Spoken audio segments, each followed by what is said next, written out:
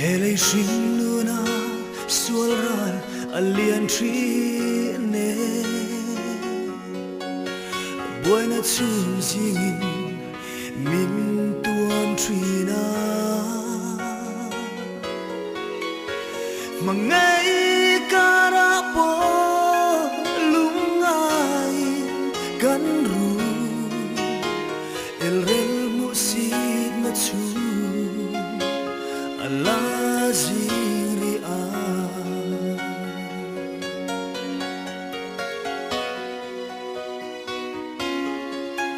duna lung dulai cheri trap mai la kan ram lung turju panin kan kalzel do trăng pui var tu nai reng lal pan min suai zel do kan liam te chu min lo tuam dam ta e o kan ram ngai cho tuan khua lo var se mangai te le na van run wa ma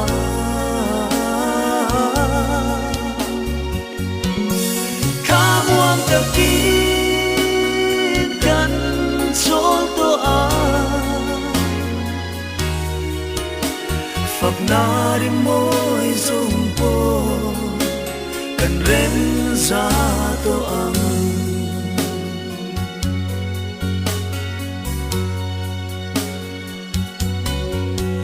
cầm ngạc lên to em căn nhìn to khom hun tu he lấy par môi na tên min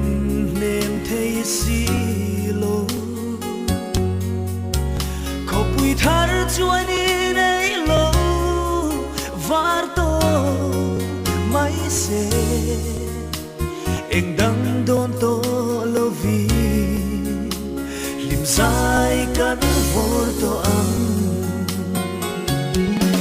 o kan ram ngai cho tuan khua lo var se mangai te le na van run wa ma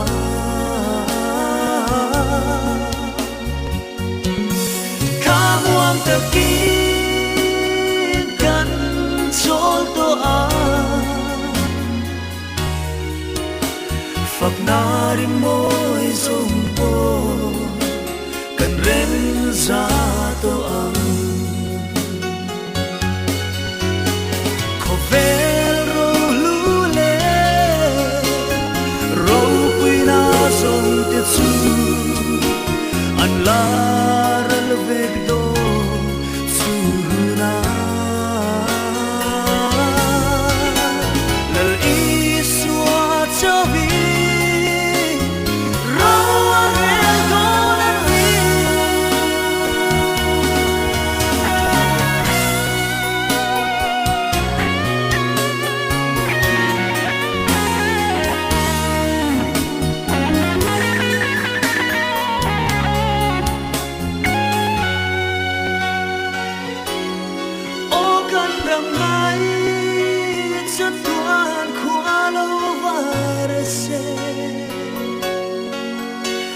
mangai te le